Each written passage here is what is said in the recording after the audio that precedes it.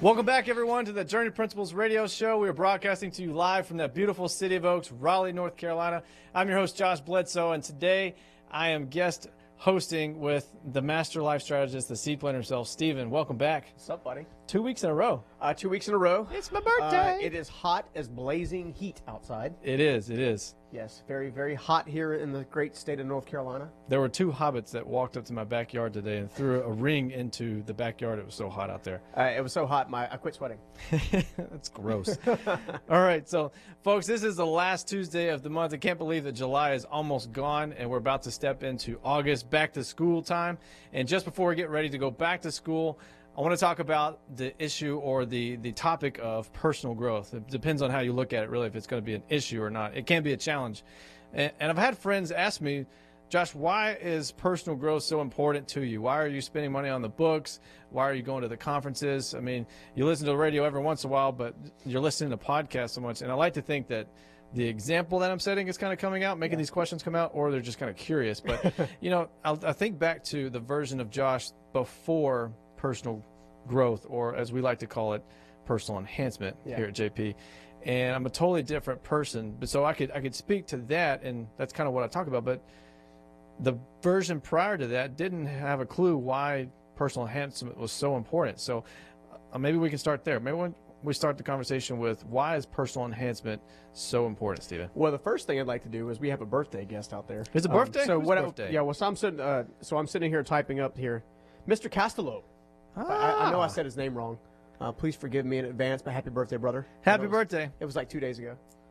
Yeah, so we had shot him happy birthday. Happy One birthday, of our buddy. Transform U attendees. Yeah. That said he had a rocking awesome time while he was there for sure. So had to do the happy birthday. I know we have to be all serious and stuff like that, but I'm just not in a serious mood today. Hopefully, you should have heard the baby voices before we went on air. I'm glad they stopped, because I could not sit here. What are you talking about? All right, so back on the personal growth thing. Why is personal growth or personal enhancement so important? What's a mindset someone should start out with? Well, so you know, the world talks about personal growth, and you know how I am about, like, what do you call it? Overused words? Overused words, overused synonyms, things that are said so much they actually lose their value. It's kind of like saying I love you to someone 1,000 times and not meaning it. Yeah. Eventually, it just loses its flavor. Unfortunately. You know, so we like to coin the phrase personal enhancement, because honestly, really what you're trying to do is just simply enhance your current state of being, whether it's mentally, spiritually, physically, any one of the 8 pillars. That's right. You know, and for me, a lot of times you can get that from a book, you can get that from a podcast, you can get from a lot of different sources. But I find that most people who are staying stuck on a regular basis are staying stuck or feeling overwhelmed on a regular basis simply because they're really deciding not to move forward. Something going on with them personally. Exactly. It's something. It's choosing not to work on you for just even any given time. And for those, and there are several that do nothing but work on themselves so much that they inherently begin believing that they need to do it so much because it begins to attack their self-esteem the other way. Which is why I like to kind of think of it as personal growth is more personal enhancement.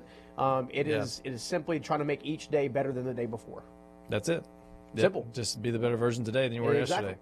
You know, and I also find that the brain needs clarity. Our good friend Donald Miller talks about that a lot. Yep. He's like, man, clarity is the key. Clarity is the key. Yeah. And you think about it. When was the last time we try to teach something, whether it be on the show or whether it be a Transform You live event or any live event for that matter? Yeah. And I've gotten up on stage and I'm just like doing my thing and I'm looking around and I'm like looking out there and everybody's like, how's this, like, oh my gosh, what just happened? I don't even know where he went with that. My wife does that to me all the time. She's like, I have no idea what you're talking about. What planet you just landed on? And, you know, in my brain, it makes complete sense. It's like, hey, it's, you know, just connect the dots, and kind of line that up. And, you know, and then she, as well as a few others, have said that clarity and making something simple, you know, what was it, a whole keep it simple. Stupid. You know, is incredibly important. So, you know, I think that we've done a really good job of creating a framework that allows people to digest information at their own speed, at their own pace, and really they can even do it in the comfort of their own home nowadays. So that actually brings up a good point. So in the world of personal growth or personal enhancement, is there such thing as a one-size-fits-all approach? No. There's no such thing as like a Jenny Craig approach to this thing? Okay. No, I think that everybody's journey is different. You know, that's why we coined the phrase, the journey principles. Yeah. Right? Because the journey is yours. Yep. You're going to come from a different background. You're going to have a different set of skill sets, gifts, talents, Yep. things of that nature. You're going to have a different set of giftings, or not giftings, of traumas and tragedies and things that you've overcome in your life and, Yep. and things of that nature that kind of come along the way. That Well, shape you specifically. Exactly. That's part of your journey. However, we do find that if you can align yourself with specific principles, that govern your life, Yeah. it allows you to grow in such a way that enhances your life in such a way that is done so based on who you are at your core and how to amplify who you need to be at your core. Very good. I like that. So it sort of starts off in a way that it lays the framework and the groundwork for everything else that's yet to come. Yep. After that. Yeah, I mean, we dig into it pretty hardcore, and within the framework itself, whether it be Transform You Online or Transform You Live, it doesn't matter. Yep. Both of those scenarios put you in an environment where getting into who you are first. A lot of people try to be everybody else. And let's just face it, being everybody else is exhausting. It don't work. So we mentioned Transform You Live, which is our live event that happens a couple times throughout the year, and then we have an online learning platform that's coming out at the beginning of August, which is next Tuesday. Believe it or not, what? Next Tuesday, you guys will have access to this, and the things we're talking about now will be mentioned so much in there in the online learning platform that you'll actually get to be where you're just using it second nature. But before we get into that stuff, Stephen, I want to share with the audience something that you used. I mean, you've told me this before. It's something that you've learned that took you from literally this homeless, basically like my way or the highway kind of person, and stubborn. I'm still stubborn. Single working kind of guy to the man you are today. This is something that Steve Meyer taught you, what, 20, 30 years Well, ago? if you think about it, so in school, I was not a great student. Right. Not because I really didn't possess intelligence, but because I had some learning struggles of my own, mild touches of dyslexia, ADHD. Yeah. I had this nature of getting things done quicker than anybody else, even in the school day. I would get bored, incredibly bored. And I remember going to school a lot and having the teachers try to teach me behavioral, I guess, theology, I guess, is how you're supposed to fit inside of this box, inside of this system. You're supposed to go to high school, go to college, get a good job, get married, have some kids, basically die, right? Round peg into a square hole. Exactly. And, for me, it just doesn't fit, and long before I actually dropped out of high school to help take care of the family, long before that happened, I remember bumping into Steve Meyer for not the first or second time, but maybe a year or so in.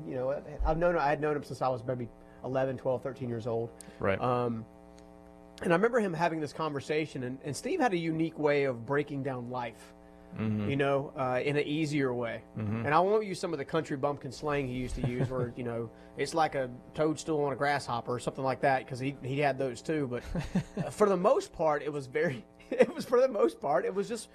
real, just common information. And I've learned that people digest common far more than they digest like some kind of weird theology. Yeah. Right. And I remember this one time I was sitting, and I tell this story a lot of times when we do our speaking events, but I remember talking one time and telling a story about the first time I kind of got introduced to the whole G.R.O.W. theology. Okay. Now, the G.R.O.W. framework is what we're going to talk about and share with you guys today. It's incredibly simple, incredibly practical, incredibly easy to use, and it actually gives results, right? So, yeah. And you can watch this today.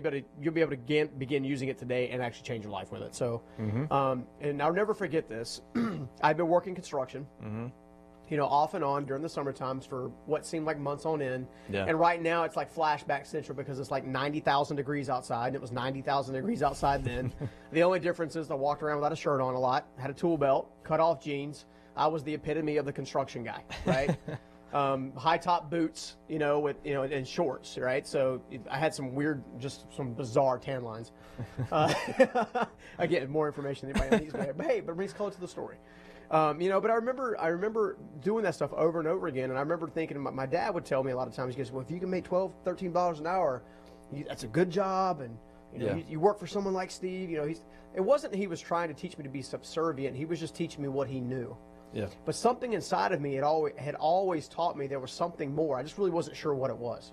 I wasn't sure what it was going to turn into. I wasn't sure how to talk about it, ask for it, search for it, gain information on it. I just didn't know, right? Right. Until this one thing happened. Steve had asked me a question. We've said it before. He said, what's the difference between a rich man and a poor man? I'm like, well, duh, money. He's like, absolutely not. It's the way he thinks. He says it's the way he thinks. Yeah. He said a rich man will invest. A poor man spends. Right. So he taught me a basic principle of only investing in things that actually make you more. Right. Right. Simple process.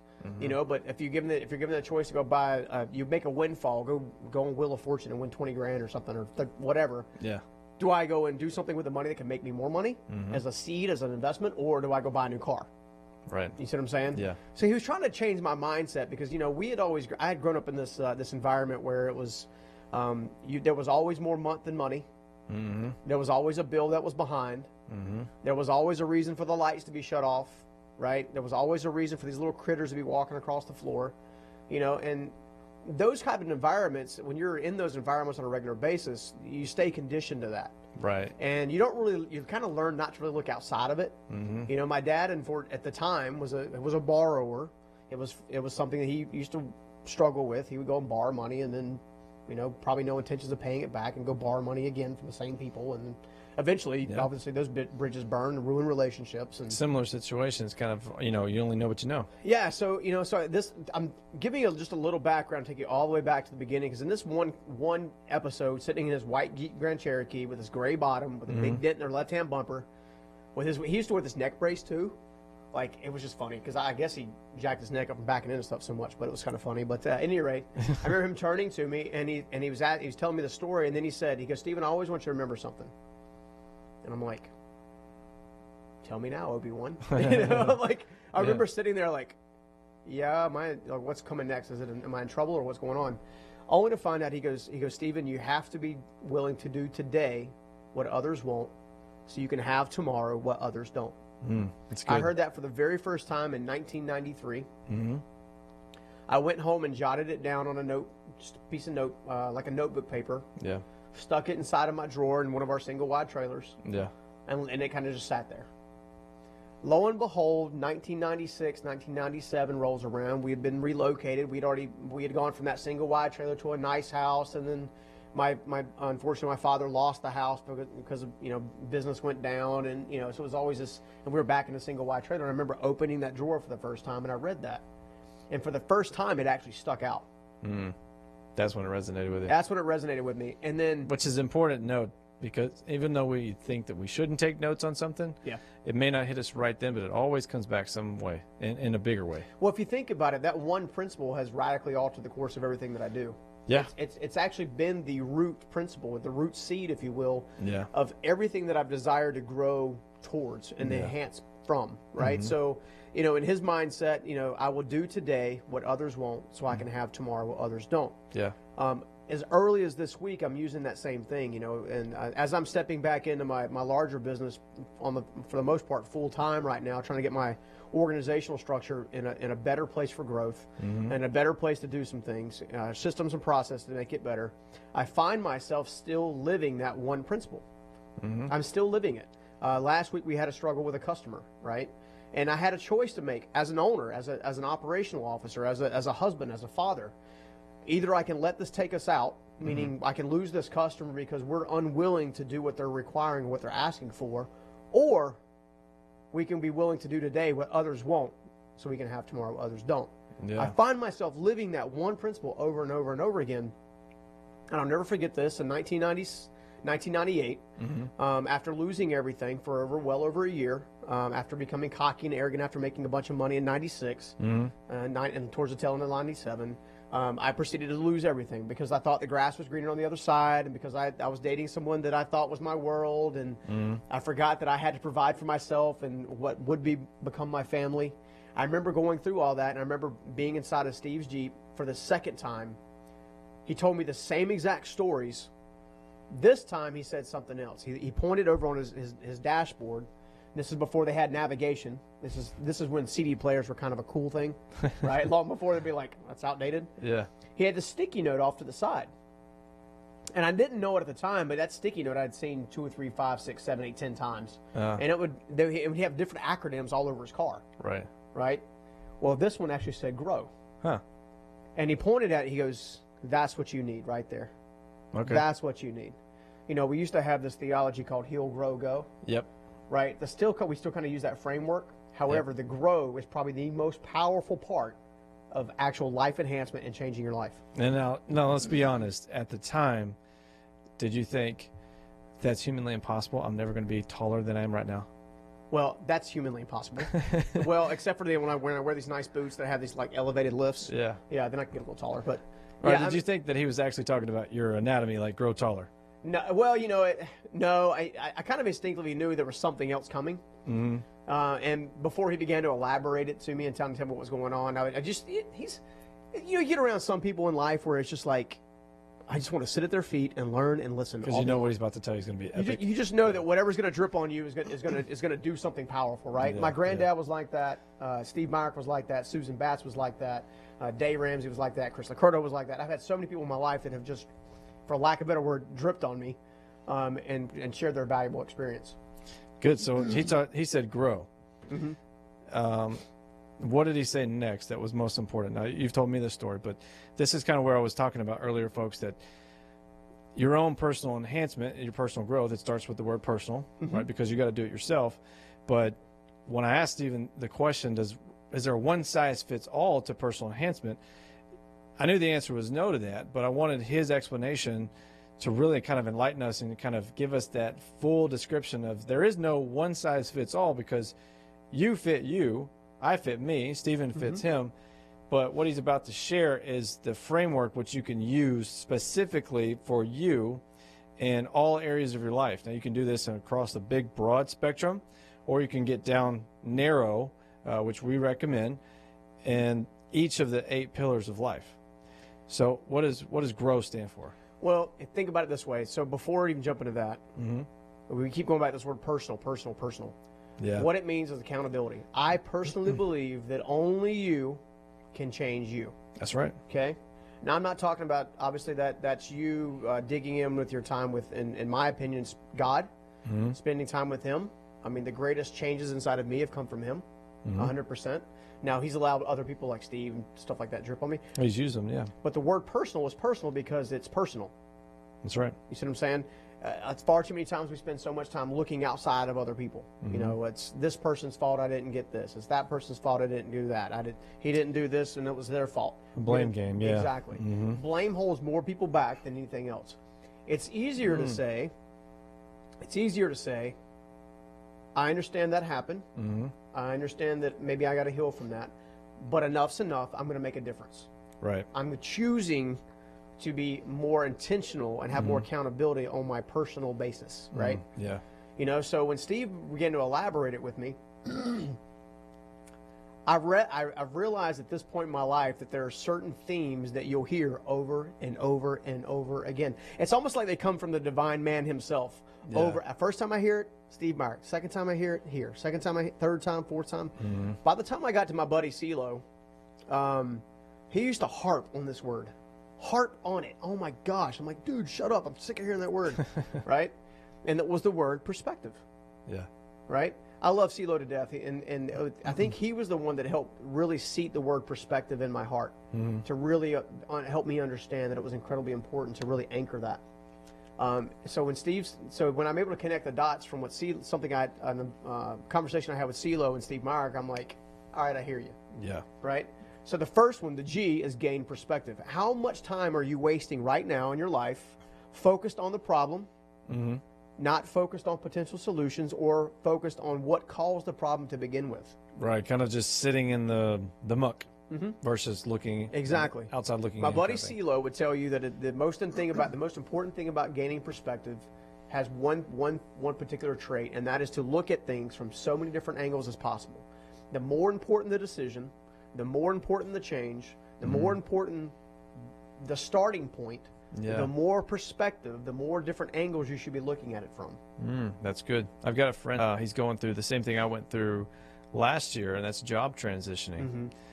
So you're saying basically what he should be doing right now while he's transitioning from one very secure job to taking control of his career and doing something he's more in line with, more passionate about, he needs to be gathering all sorts of different angles and perspectives. Yeah. And think Okay. about it this way. We do this, we do one of the things, one of the cool things we do during the live events is we use this, this trick of the eye, if Yeah. you will. Mm-hmm. And what we find is it's funny because we throw it up on the screen and people are like, well, it's this, it's that, it's this, it's that. And then you show them the same object from a different angle and they're like, oh my gosh. Totally different. I had no idea. You know, we are trained to look inside out, not outside in. That's right. Right? Mm-hmm. That's how we're trained. That's how we're accustomed. All of our problems start in our gut or in our head or our heart. We're emotional beings, and that's Exactly, where it starts. and they come out, right? Yeah. So what we try to do is we try to dig in and help gain perspective from different angles. Okay. Can I get a little perspective from understanding that maybe I'm going to watch this like it's a movie? Like I'm going to physically take myself mentally out of the situation and replay what just happened as it's watching in a movie. Okay. Okay? Or I'm going to go to a trusted friend and say, hey, look, I'm trying to make sure I make a great decision here. From your point of view, here are the facts and the truths as I see it and as I know it. What should I do? And you don't make a decision just based on what that one person says. You're just getting more information. You're getting more information because inevitably, we've had this happen here, even working with some of the team members from time to time, where the team member in the past might be more intimidated because I am a very driven, very dominant personality style, might think that they're going to get one response and they actually get a completely different one. Right. They kind of let their emotions They haven't gone out and sought other counsel. and their experiences not. They haven't seen you in a different way before. Right? We always bring our past experiences into things, and I think that's part of why our perspectives are always sort of jaded, because we only know what we know, so we only grab from a previous experience in the past and then apply that today. That shapes our perspective at the time. Is that right? Absolutely. I mean, I can even tell you personally, because I'm still using G.R.O.W to this day, and I'll be using it for the rest of my life. Yeah. Right? I find that it's more difficult to gain a healthy perspective or the proper perspective in times of stress. Oh, absolutely. Okay, the more stressed out, the more overwhelmed you feel, the more you feel like the world's crashing in, the less likely you are to stop, which is exactly what you need to do, and look at things from a different angle. So look at it in a way of kind of like a movie.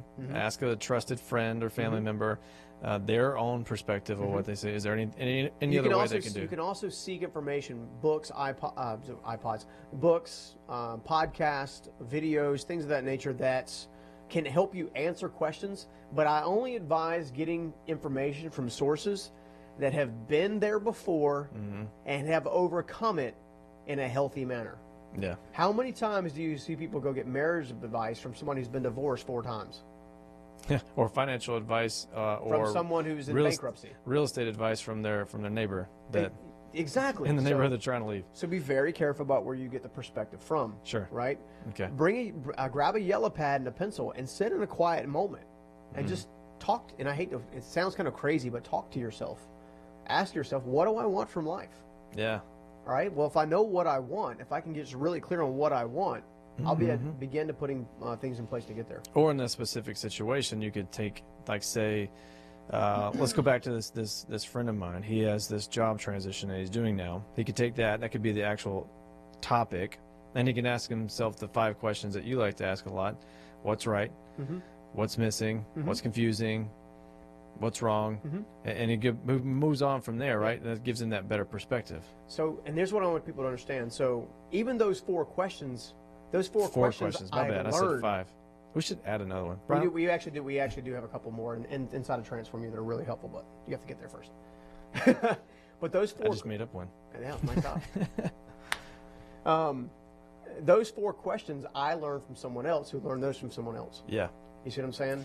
But I've heard you say this over and over again, that it gives you a better... they're legit. It's more like a factual thing, kind of takes you outside the emotion, and it gives you a different perspective if you answer them honestly, right? Or, again, you're going to hear the same principles over and over and over again. New perspectives on the same principle. We talked about this before. Whatever you ask, the quality of your question is just as important as the quality of the answer. Or will drive you towards a quality answer. That's true. Again, asking, why do I always suck? Or why do I always make mistakes? Or why do I always have these problems? Yeah. Versus what's wrong? What's right? What's missing? What's confusing? You see, those are completely different questions. Takes the blame out of the picture. Takes the self-hatred out of the picture.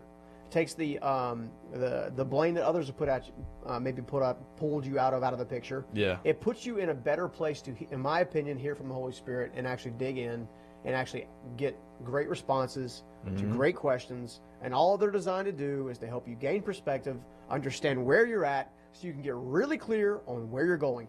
All right, so now we're in the position of where we're going. Yep. I've got my perspective. I've done what you said, Stephen. I've written it down. What's the next step I need to take from there? What's the When R was the stand last for? time you went on a trip anywhere? Flying trip, car trip, walking trip, running trip, Spartan race. Right? How many times have any of those trips ever been without anything in the way? Well, I know for sure the Spartan races, that's kind of the thing that put things in your way. Yeah. Right? But everywhere you go, there's always something in the There's way. always a baggage delay. There's always someone who wakes up cranky. GPS is always saying, there's a faster way. Would you like to accept? Yeah, which is never faster, by the way. But that's because something's always in our way. That's my point. So life is a journey, okay? Life is a journey, life is a journey, life is a journey, life is a journey. It's not an ending place, it's not a beginning place, it's a journey. Each day can be better or worse than the day before based on how you plan for the next day. Okay? That right there is worth the whole radio show. That's what happens when he gets involved. Sorry, guys. But as you can see, one of the things that we try to teach you how to do, and we're really, really, really good at, is teach you how to recognize the roadblock. Yeah. We teach you how to recognize what's in your way. For example, if you're going to board an airplane, and you know that the airport requires you to be there 2 hours ahead of time to get through security, to check in all kinds of stuff, right? You know that security is a roadblock. You know they're in the way. You know you've got to take off your shoes and take off your belt and take out your computer, pull out your iPad, right? What if, because you know it's a roadblock, what if you could show up to the airport prepared? Maybe you take your belt off and put it in your bag before you even get up to the thing. Maybe you already unzip your computer bag and have your computer just sitting out to the corner so you can toss it over here and put it in the thing. Yeah. What if you just went ahead and grabbed the 3 tubs you're going to need rather than the one and doing one at a time, which slows everybody down, and you toss your gear in there, right? Yeah. Sometimes the quickest way around a roadblock is simply knowing it exists and preparing for it. Well, that makes sense for the airport, sure. That definitely makes gain sense. Perspective. Yeah. Work on recognizing the roadblocks. Right. And depending on what you're gaining perspective on, whether it's relationship or finance or your life or business or work or kids, or it doesn't matter, whatever you're trying to gain perspective on, get it from as many angles as possible. Consider the roadblocks ahead of time. Ask yourself what could potentially be a threat or a hindrance in making this next thing a reality. All right, so I like that piece there. What's that question they need to ask themselves again? What are things that are possibly threats or hindrances, and making sure that the next thing can become a reality. All right, so let's go back to my friend, for example. He's in a job transition, and he's already gained perspective. He's asked himself these questions, the 4 questions, and now he's trying to list out the potential roadblocks in a job transition. What are a couple ways he could discover those, and how many should he even write down? Because I feel like we could spend days writing down the roadblocks.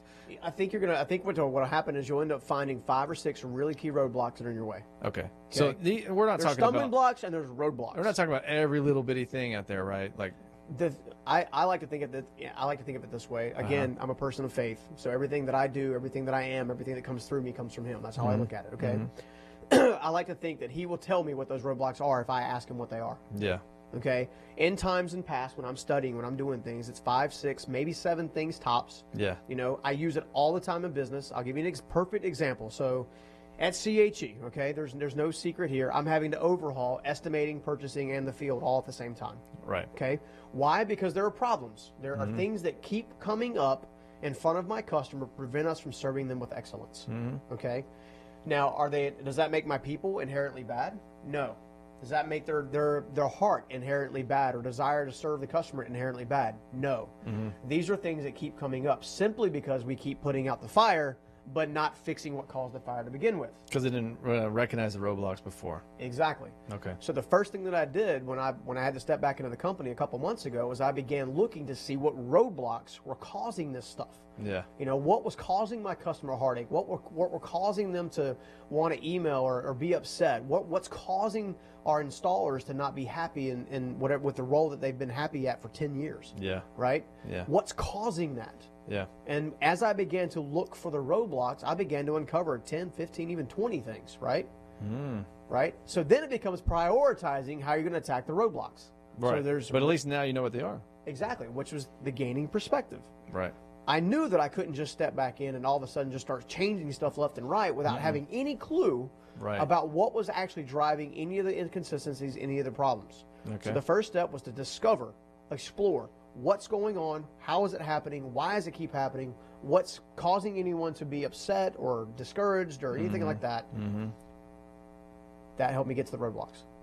Okay. So you saw the roadblocks.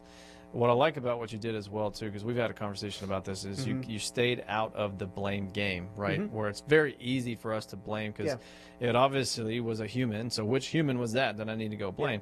That doesn't help anything, right? That doesn't fix anything. Yeah, a lot of times if you will be honest with yourself, a lot of times it's not the person that caused the problem. It's either a belief system or a process that caused the problem. That's good. Okay? That's good. So it may be something inside of one of your team members, or it could be in your home. It doesn't matter. Yeah. It may be something inherently inside of that person, that a belief system that changes the way in which they handle themselves or become part of the team. Yeah. Or it could be a process thing, right? So when I stepped back in about 2 months ago, we had a brand new team in a lot of different places, a lot of key areas, right? I began to see very quickly the heart of those that had stepped up to the new roles and I brought in from the new roles was different. It was more of a servant heart. It was more of a teacher's heart, a mentor's heart, right? Okay. Which is something I naturally gravitate towards because I like to teach and mentor other people. I believe that our main goal in life is to make the human race better. That's right. Okay? That's sometimes it's in your house, sometimes it's in your business, sometimes it's elsewhere. That's right. All the same day, all the same time, it's still part of the same deal. So, however, some of the previous team members that are no longer with the company, for example, had a different belief or appeared to have a different belief system. Only one man knows his heart, right? Only that's between him and God. I can't guess that. But you can watch actions and results to kind of see, right? And what that gave me was it gave me a foundation in which to begin to build other people, because if it's not just me that cares about other people in the building and cares about their well-being and how they're being taught and what their opportunities are, and keep not suppressing people that have opportunity ahead of them, if it's not just me, then it's going to change things. It's going to change the culture, right? But even that is a roadblock. Not having the right team, right people in place for key roles is an incredible roadblock. Yeah. Okay. I know we've kind of rambled on about the G and the R, but I wanted to hit it from a lot of different angles. Well, those are the biggest ones, because the last two go hand in hand. The very last one, the W, it's as simple as put boots to the ground and do it. But you're talking about the biggest pieces of it, right? The biggest two pieces, the two areas that I would not be afraid to spend the most time on are gain perspective, recognize roadblocks. Right. Okay. The third thing is a byproduct of the first two. Okay.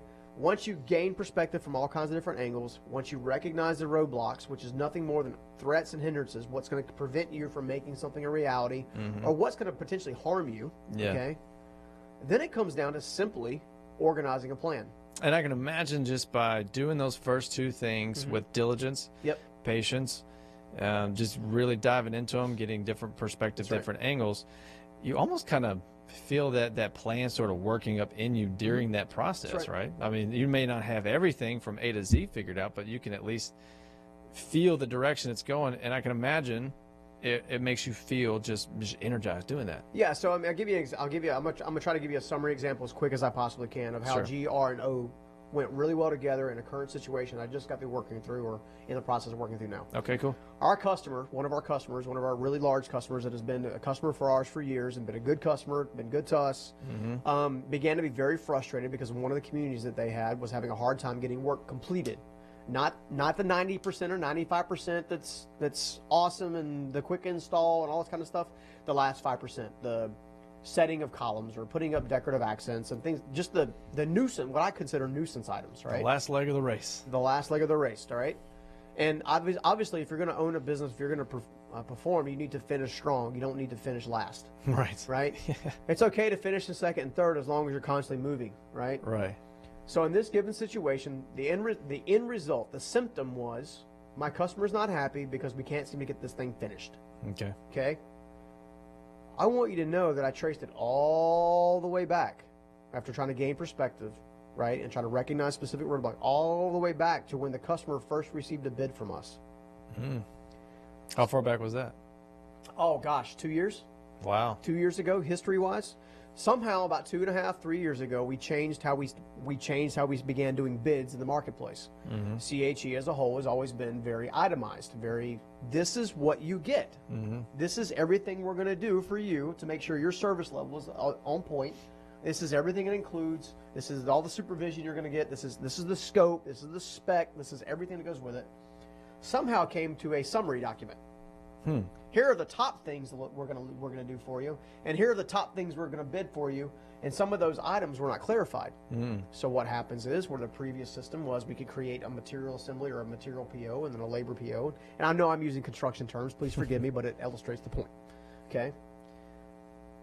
What happened was our purchasing team could not actually order the product that actually is what the house needed to actually finish the job. It was a guesstimate at best, which means now my field team has to waste time, get in a car, drive out to the community, pull a tape measure out, measure something, get back in the car, or send an email back to the office to clarify what needs to be changed. Okay? On top of that, once they did that work the first time, our system was so broken that they had to do it the second, third, fourth, 10th time on the same exact product. Wow. If you got to do that for multiple things, you can definitely get lost in the details. It is an incredible waste of time. Wow. An incredible trust destroyer of when it comes to customers. So what we did initially was we went out and put out the fires, or we went out and worked hard to put out some of these fires. On top of that, while we're working with the customer here, we're behind the scenes correcting the problem that created the problem to begin with. Right, all at the same time. Yeah. So what happens is gain perspective, recognize the roadblocks. What are the roadblocks along the way? Okay, and then we got the organize a plan. So I can't tell me a couple of key customers I went to and said, "Here is our plan. Here's what you're dealing with, and we don't want you to deal with that. It's not fair to you. It's not fair to us. It's bad for your customer. It means something to us. We're going to change it. Right. Okay. And here's how. Okay. Here's how we're going to change it. Here's how we're going to measure it. Yeah. And here's how you know what's going to happen. Yeah. Okay. After that, it comes down to W, execution. Right. Just getting it done. You got to work the plan. Right. And it has to follow the same system in the process. Now, some things are subtle changes. Some things are monumental changes.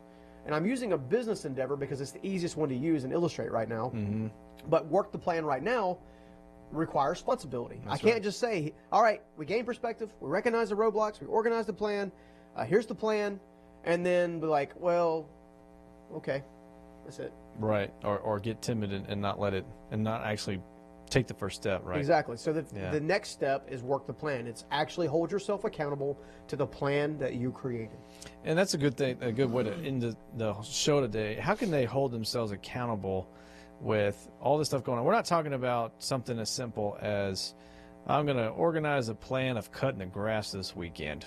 You know, I'm just going to sit down, gain perspective of how my neighbors think my grass look, how my wife thinks my grass look, and then I'm going to recognize the roadblocks. Well, I got to move that hair water hose. We're talking about some serious stuff, right? We're talking about people that they can actually apply this right now in their finances. They can apply it in their physical fitness world, people, and get them past that first little roadblock. So here's the thing.